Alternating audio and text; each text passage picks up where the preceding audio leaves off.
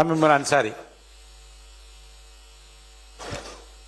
மாண்புமிகு பேரவை தலைவர் அவர்களே, வணிகத்துக்கு சோழர்களுடைய ஆட்சிக்கு சிறப்பு சேர்த்த ஒரு பகுதி அந்த பரங்கிப்பேட்டையிலிருந்துதான் இந்தோனேஷியா, மலேசியா, சிங்கப்பூர் மட்டுமல்ல, மேற்கே இருக்கக்கூடிய அரபு நாடுகளையும் தாண்டி ஆப்பிரிக்காவை சேர்ந்த எகிப்து வரை அந்த பரங்கிப்பேட்டை மக்கள் வாணிக தொடர்பை வைத்திருந்தார்கள்.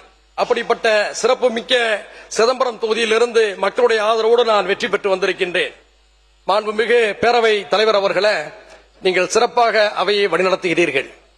சிறப்பாக அவையை நடத்துவது மட்டுமல்ல, நன்றாக பாடுவேன் என்பதையும் சற்று முன்பாக நிரூபித்திருக்கிறீர்கள். வாழ்த்துக்கள். இந்த சட்டமன்றம் என்பது விவாதங்களால் அழகுபடுத்தப்பட வேண்டும்.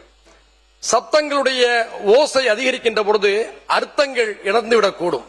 எனவே ஆக்கப்பூர்வமான விவாதங்களால் இந்த பேரவை முன்னெடுக்கப்பட வேண்டும் என்று சக உறுப்பினர்கள் அனைவரையும் நான் அன்போடு கேட்டுக்கொள்கிறேன். விவாதங்கள் எப்படி இருக்க வேண்டும்? ஒரு இலக்கியத்தோடு அதை நான் சுட்டிக்காட்ட விரும்புகின்றேன். பிரபல கவிஞர் கவிக்கோ அப்துல் ரஹ்மான் அவர்கள் ஒரு கவிதை எழுதியிருந்தார். வானத்துக்கும் அவருக்கும் இடையிலான ஒரு உரையாடல் அது. அவர் எழுதுகிறார், ஒரு நாள் எனக்கும் வானத்துக்கும் போட்டி நடந்தது. நான் புன்னகையை எடுத்து வைத்தேன், அது வைகரையை எடுத்து வைத்தது. நான் கண்ணீரை எடுத்து வைத்தேன், அது மழையை எடுத்து வைத்தது. நான் வியர்வை துளிகளை எடுத்து வைத்தேன், அது நட்சத்திரங்களை எடுத்து வைத்தது. நான் கோபத்தை எடுத்து வைத்தேன், அது வெயிலை எடுத்து வைத்தது. நான் காதலை எடுத்து வைத்தேன், அது நிலவை எடுத்து வைத்தது. நான் கவிதையை எடுத்து வைத்தேன், அது வானவில்லை எடுத்து வைத்தது என்று எழுதுகிறார். இந்த கவிதையில கவிஞருக்கும் வானத்துக்கும் இடையிலே போட்டி நடந்தது. ஆனால் வென்றது நம்முடைய தமிழ் என்பதை மறந்துவிடக் கூடாது. அதுபோலதான் இந்த பேரவையில ஆளுங்கட்சியினரும் எதிர்கட்சிகளும் விவாதங்களை செய்யலாம். ஆனால் வெற்றி பெறுவது மக்களுடைய கோரிக்கைகளாக இருக்க வேண்டும் என்பதை கவனத்திலே கொண்டு நாம் எல்லோரும் இந்த பேரவையை சிறப்பிக்க வேண்டும் என்று கேட்டுக்கொள்கிறேன். முன்பெல்லாம் பேரவையுடைய விவாதங்கள் அடுத்த நாள் பத்திரிகைகளிலே வரும். இப்போது அப்படி அல்ல. நேரலையாக இப்போது மக்கள் பார்த்துக் கொண்டிருக்கிறார்கள். சமூக வலைதளங்களிலே அவற்றையெல்லாம் வாதித்துக் கொண்டிருக்கிறார்கள். எல்லாவற்றையும் கடந்து இன்றைய நிகழ்வுகள் அனைத்தும் வரலாறாக பதிவு செய்யப்பட்டுக் கொண்டிருக்கின்றன. இன்றைய செய்திதான் நாளைய வரலாறு. எனவே சட்டமன்றத்தில் வரக்கூடிய ஒவ்வொருவரும் நாம் எவ்வாறு பேசுகிறோம், எவ்வாறு இந்த அவையை அணுகிறோம் என்பதை மக்கள் நேரடியாக பார்க்கக்கூடிய ஒரு சூழல் உருவாகி இருக்கிறது. இந்த நேரத்தில் பேரவையில பங்கேற்கக்கூடிய பலர் புதியவர்கள்.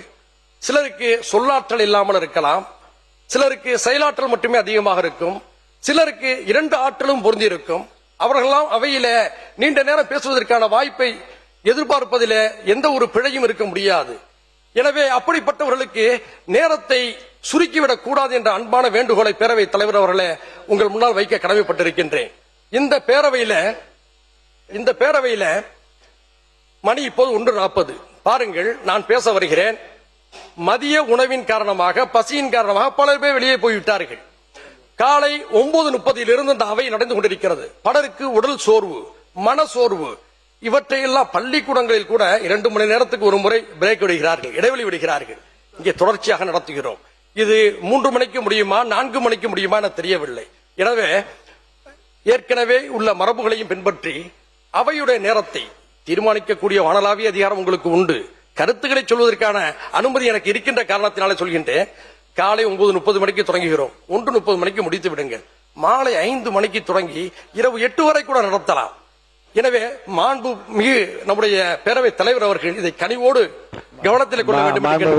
அவருடைய கவனத்துக்காக ஏற்கனவே அலுவல் ஆய்வு குழுவில் இது பற்றி விவாதிக்கப்பட்டு அதிகமான பணிகள், அதிகமான தீர்மானங்கள் இங்கே முன்மொழியை பெற்று அதிக நேரம் எடுத்துக்கொள்வோமே. ஆனால் ஒருவேளை தேவைப்பட்டால் மாலை நேரத்திலே அவை வைத்துக் கொள்ளலாம் என்ற ஒரு முடிவு எடுக்கப்பட்டிருக்கிறது.